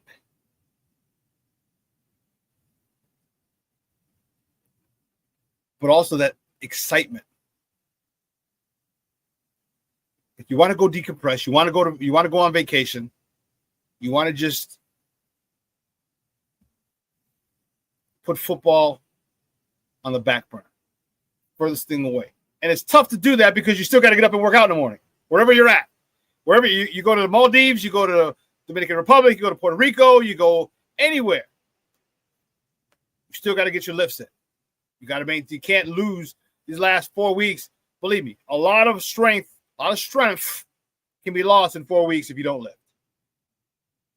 So wherever you go, you still got. So football is really never out of your mind, but you need to decompress. Literally lay on the beach, get up in the morning. If you're a morning guy, work out in the morning, stretch, get flexible, get on the beach. Just kind of get yourself mentally prepared for this grind. And this season, the scheduling sucks. The bye is week 5. And you have 12 straight weeks after that. It could have been after week 8 or 10. It's after week 5. So you really have to you really, really, really have to get mentally prepared. And I can't wait to see how they come locked and loaded. We'll try and get some credentials for that for training camp. That'll be dope. And if we do get that, it'll adjust the schedule of the show. But we'll cross that bridge when we get to it.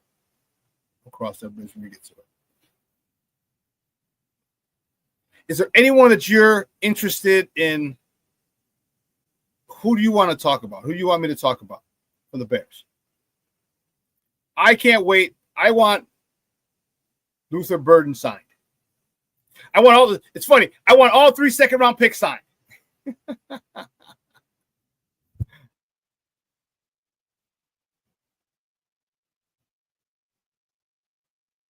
Don't send me this, Mondo. I don't care. I'm actually anxious to see Colston Loveland. I'm anxious to see him because his talent excites me. No Diddy.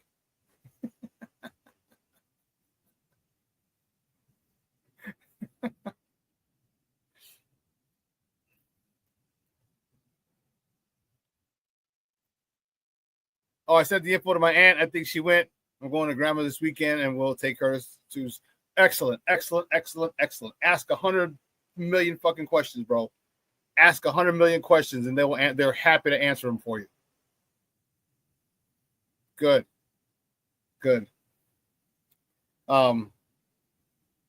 Colston Loveland.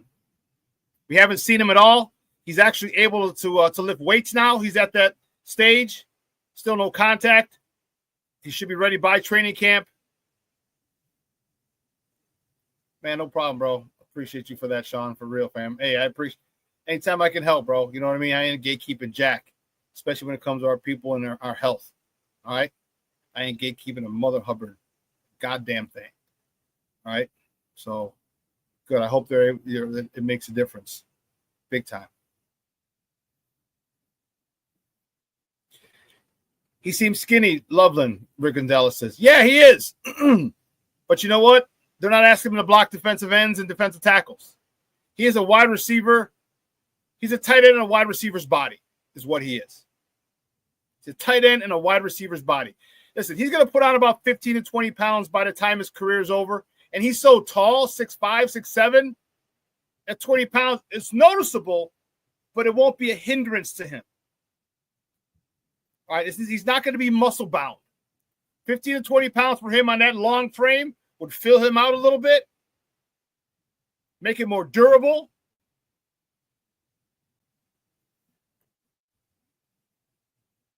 246, huh? That's a nice size. That's a nice size. Wow.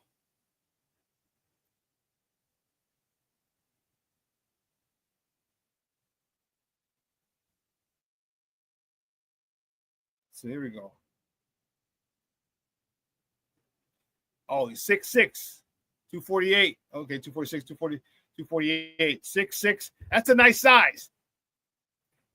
It's thin for someone 6'6". No, let me not say that, because let's remember, Michael's 6'6", 200. Michael Jordan's 205 at 6'6". And he's 40 pounds heavier. It might also just be, Rick, that because he's so tall, doesn't mean he's not strong. He can still look skinny. Well, listen, he just came out of Michigan. Let's not get it twisted. He came out of Michigan. All right. Michigan, they put out some big boys. Their workout program is one of the best in the country. The strength coach is one of the best. My guy has gone up there to see him.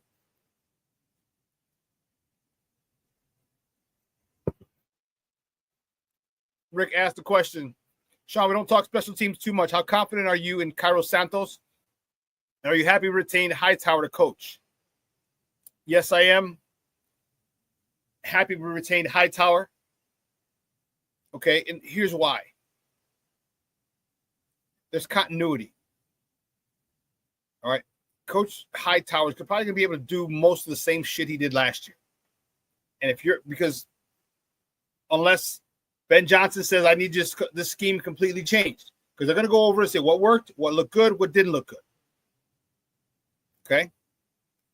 And then with a lot of people middle to the end of the roster, a lot of those people are the same. Excuse me.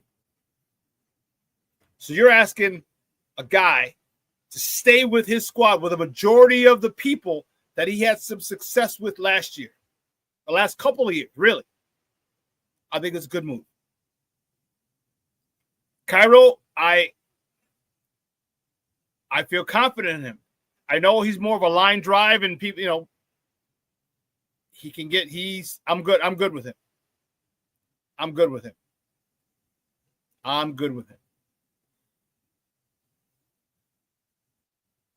50 to 55. I'm good. Cornelius Squall says, obviously Ben Johnson believes that Colston could be a Sam Laporta, and that's enough for me. Yeah. Yeah. Do you see the weapons that Caleb has now? DJ Moore, Rome Odunze, Luther Burden, Cole Kmet. I was going to say Sam Laporta. Colston Loveland. Do you see what he's got now?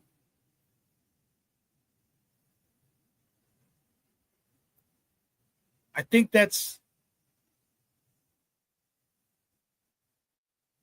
something for us to get excited about. Cornelius, I couldn't agree with you more. I take accuracy over distance. Yes. And it's not like Cairo Santos doesn't have a strong leg. He can hit from 55. It's just his going to be a lower trajectory, which is why up front you're going to need some stout people up front. Colston Loveland is a guy I want to see. Luther Burden is a guy I want to see. I want to see Luther Burden in his 4.3 speed. I want to see that. I want to see how that really manipulates and messes with defenses. He's his own stretcher. What that means is, as a DB, you're told, be deeper than their deepest guy. No diddy. Okay? Be deeper than their deepest guy. So if Luther Burden can get to the end zone, guess what? That distorts the zone. All right, especially if you got a too high safety. Imagine a too high safety. Okay? And Luther Burden runs a corner route. Well, guess what? That safety, let's say this safety has to run that corner route with him, which means this whole side of the field is open, because the safety who was on that side of the field has to go with Luther Burden. So now if you have a seam route coming up the middle or a seam route on that side of the field, now you have something wide open.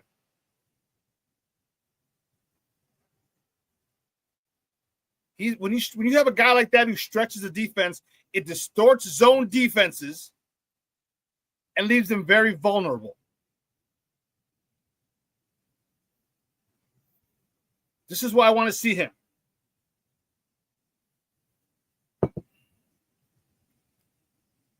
This guy is a baller. Now, there's rumors that he's a diva. If he doesn't get the ball, he's going to bitch and moan. Look, you don't get to bitch and moan as a rookie. Nope, you don't. You do not get to bitch and moan as a rookie. Sit down, shut up, do what's told, and do it to the best of your damn ability. And I think he'll get that. And you got to also understand, he's got to realize he's the third or fourth, maybe fifth option now. You're not number one like you were at Mizzou. You got DJ Moore, you got Rome Odunze. That's two. Cole Kmet and or Loveland. That's three, maybe four. So you're fourth or fifth in the pecking order for Caleb to look at you.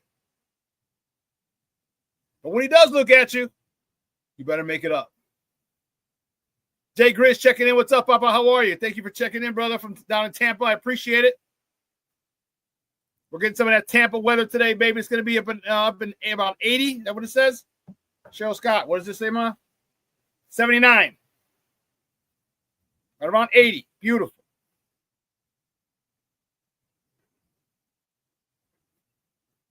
But this is what we wanted for a long time. We have a plethora of weapons. Remember, Luther Burden led the NCAA last year in YAC, in yards after catch.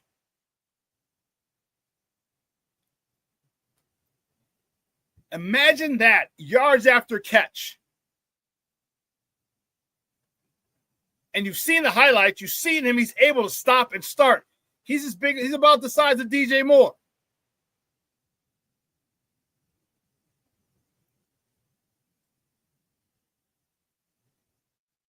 His ability to stop and start, leave defenders there, shake him a little bit, stutter after he catches the ball is going to be exciting. When's the last time we had a guy who was a playmaker with the ball? Was Tariq Cohen? A guy who can shake and get around you people. Because DJ Moore, now he's not the kind of guy who can shake you. DJ Moore's fast. He'll go by you. He'll jump up over you. But DJ Moore doesn't have a lot of quicks. Doesn't have a lot of shake. And that's okay. DJ Moore's great at what he does. Rome Odunze, same thing. Doesn't have a lot of shake. We got a guy who's got some shake. You get him 6 feet, about 6 feet, 205 with some shake. Built like a running back. He's bottom heavy, big thighs. He's not going to go down easily on contact. And he can stop and start and shake and get you. Man. There's going to be a point in time where he's going to be around two defenders, boop, boop, go around one, and just able to outrun the other one with speed. These are the weapons that Caleb has. These are the weapons.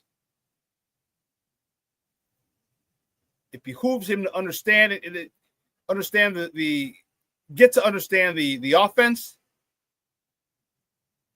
understand how each play would work against various defenses. Because that's the most important part. You can learn the plays. The plays are extremely important. But also is just as important as that play versus cover 2. That play versus a cover 3. That play versus a cover 4. That play versus man. Where are my soft spots going to be? Where would my soft spots be? This play versus a 1, 2, 3, 4, in a robber coverage, cover 6.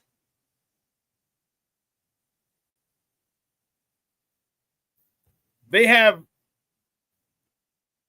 quite a bit of the different receivers are different types of receivers, which is great. We finally got the guy to take the top off the defense which was what Tyler Scott was supposed to do. But for some reason, he hadn't been able to produce like we wanted. Luther Burden seemed like he got a chip on his shoulder, man. He's pissed that he thought he was going to be a first-round pick. Nomad checking in. What's up, Papa? How are you? So the Bears are going to be a matchup nightmare if they use tempo to their advantage. Good morning, y'all. Yeah. If you get a mismatch, and you keep those guys out there, defenses can't sub. Because you run that play quick, 13 guys, 12 on the field. That's an extra 5, a cheap 5. That's where the cadence comes in. That's where the importance and the understanding of everyone on this offense. That's why it's important. Because if you find a mismatch,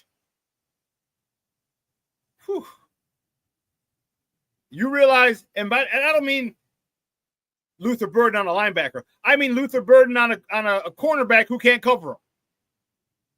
A slot corner who's having problems with Luther Burden, you keep him out there. Same thing. Call it play from the sideline. Don't let him substitute. Like, oh, you done messed up now. And the tempo that Nomad's talking about is going to be a pain in the ass. You're going to have to waste the timeout. I need to get another guy in there.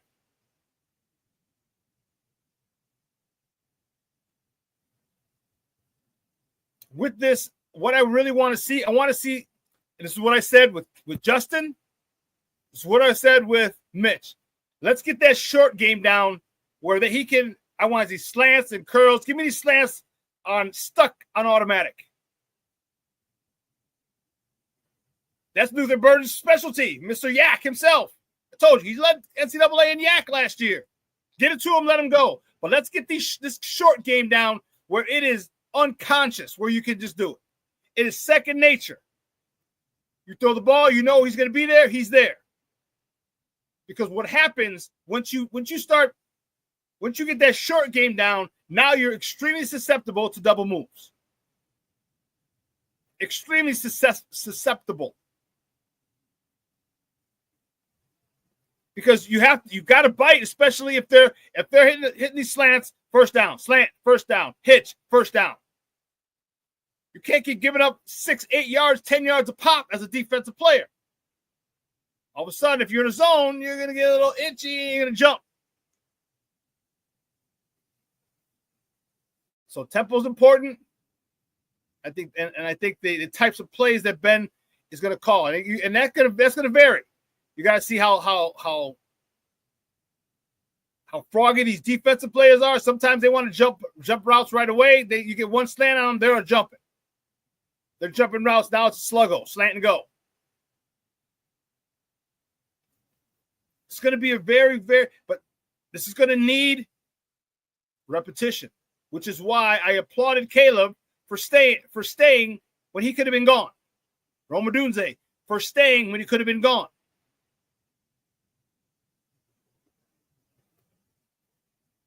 No, man, that's exactly what I'm talking about. The 0 to 15-yard area, man. You give Luther Burden a slant, and watch him shake his way up to 25 yards downfield.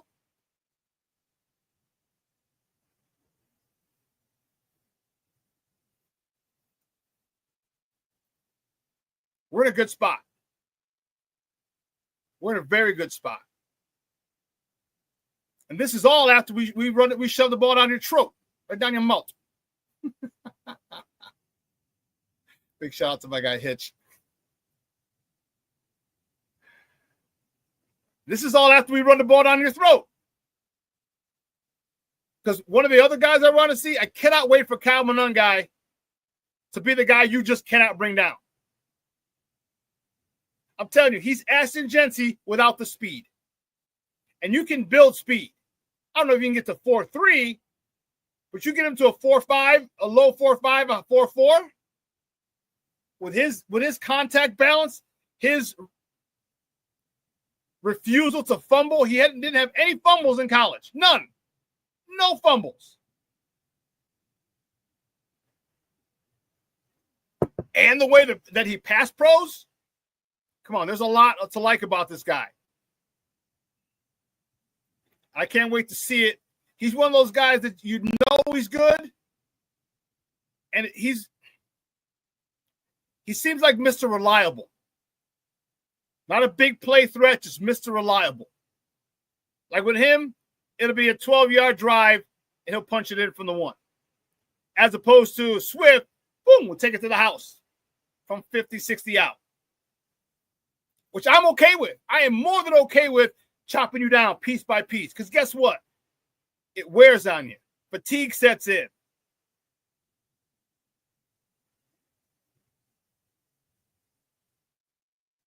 Foster Covers checking in. Good morning, Papa. He says, I just want to see more points per game. This offense needs to show us it can score 24, 28 points a game. I agree.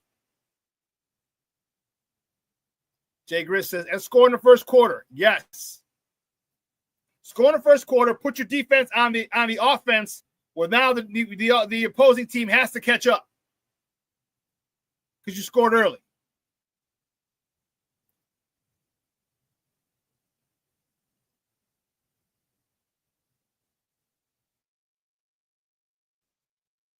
This is a really fun time. So we got about 4 or 5 weeks to relax. Sign these 3 second-round picks. And, man, hit the ground running. And like I told you last year, I'm going to tell you this year, be where your feet are at. This is for, I hate to use the analogy. Okay, so I won't. Cuck the fubs. This is like us in 2008. The Blackhawks have yet to win a Stanley Cup with that crew. But you saw them getting better. 2009. 2010, they break through. This is what we're seeing right now. So be here. Enjoy it. Don't just enjoy it when they make it to the playoffs and win the Super Bowl. Don't just do that, because then you would have wasted all that time. Be here. Be right here, right now. Enjoy this. Think of the bond we had with Patrick Kane, Jonathan Taves, Patrick Sharp. Well, he had a bond with other people and their wives. It's neither here nor there. You know what I mean? We saw them grow. We saw them develop. Not Hossa. Hossa just came over that year in 2010, 09 and 10, and he won it with us. Think of that bond. And I know you Cub fans, you understand what I'm talking about. When all those guys were in the minors and they came up. So be here. Because this, to me, this is like not a redshirt year, but this is a year for them to, I think they can make some noise. But I've told you before, in 2026, 2026 season, ooh-wee. Yeah, no, man, for real. He says, anyone else feel like they're getting old waiting for football in this dead period? Yeah. I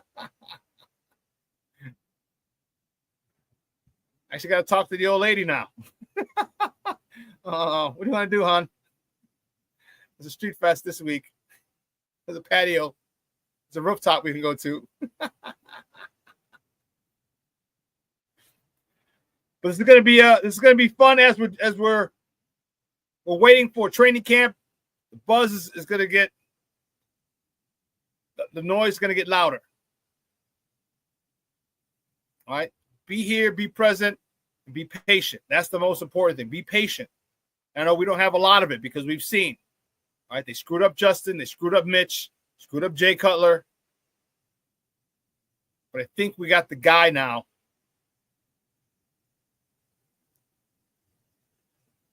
No, man. He said, I got to improvise like a mug right now.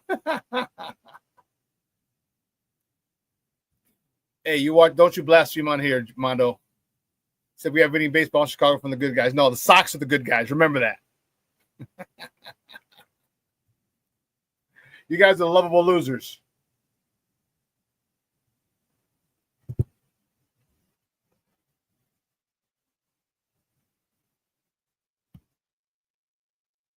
Anyway, listen.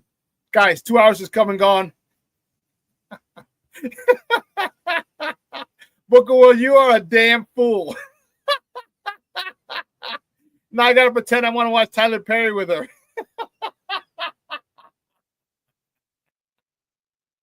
You are a damn fool, boy. Jay Grizz says, Cubs have me worried that we can't be good teams and legit pitching. I don't think so. I think you're in a good spot too, bro. I think you're in a good spot. You lost 2 series. You're in the games. Not like you got blown out. You're down your number 1 and your number 2 starters. All right. The rumors are coming out of Atlanta that they're trying to get rid of Chris Sale. If they do, the Cubs better be first in line. So what happens? What happens, Jay Grizz, if Chris Sale goes to the north side? What happens? All this shit stops. All this shit stops. You're like, oh, Chris Sale. There's a lot of talk about Atlanta trying to get rid of Chris Sale. And if they do, all that shit stops immediately. You put him, at the top of your rotation, Mr. Cy Young. Now you're cooking with chicken grease. No, man, you're a fool too. My girlfriend got me watching Heat of the Night and shit.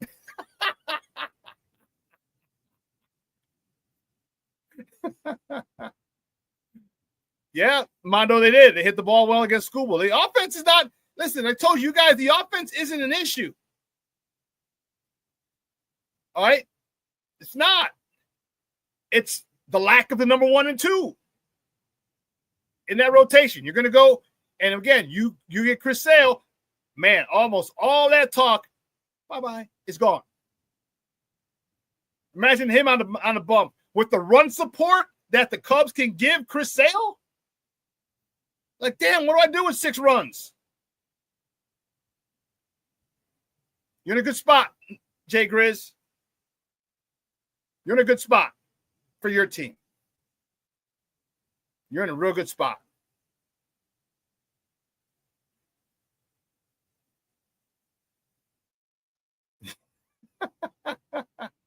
King Booker was the same movie, pretty lady with a dark-skinned bad guy who's saved by some red bone.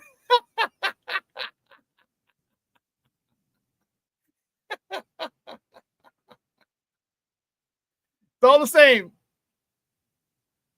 Only the names will change. Mono said Sale's ERA is sub-3 and he has a losing record. Wow. Imagine him with run support. Crazy. Crazy, crazy, crazy. Foster's, I agree with you completely. He's got to credit both GMs in Chicago, Sox and Cubs. They put together solid teams. Cubs are expected. Sox are impressive for where they were a year ago. I told you, just win me 63 games and that's it.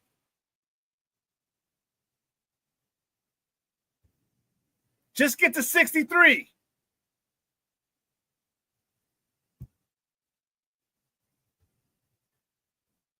That's it. Let's get out of the 100-loss season, and that's one hell of a comp. That'll be 21 more wins. That is a huge jump.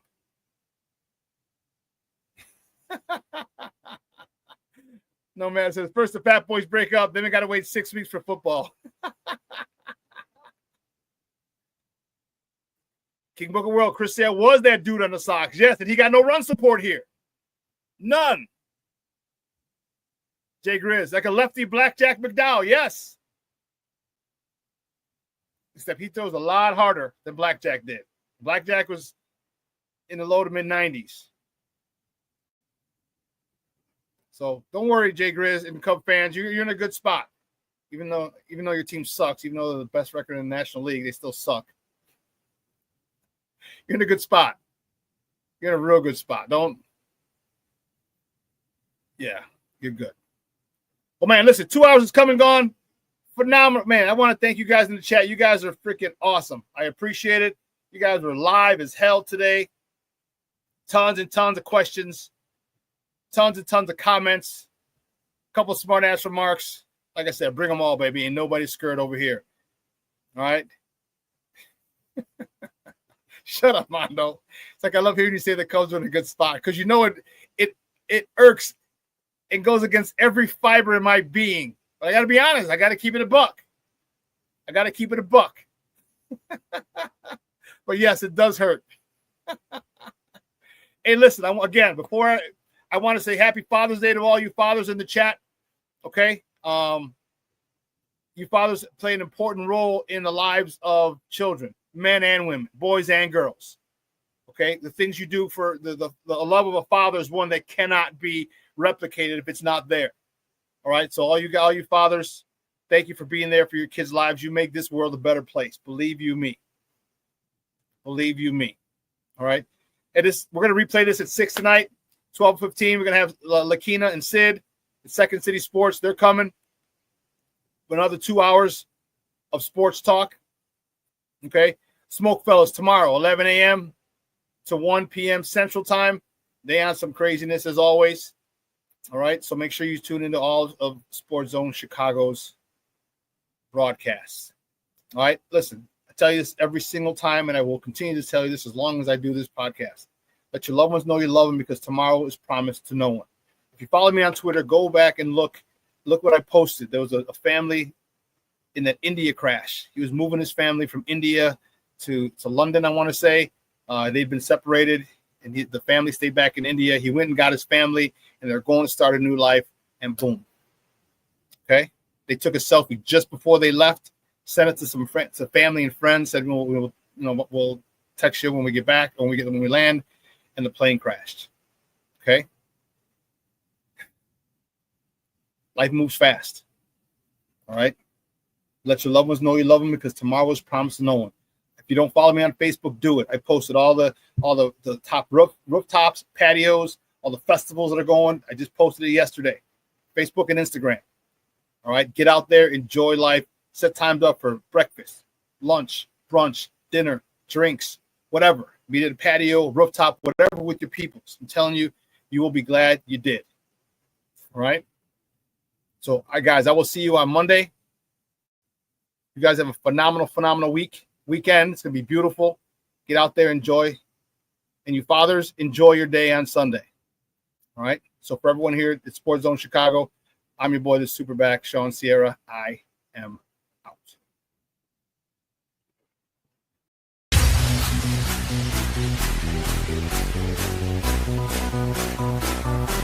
Come on, race the race.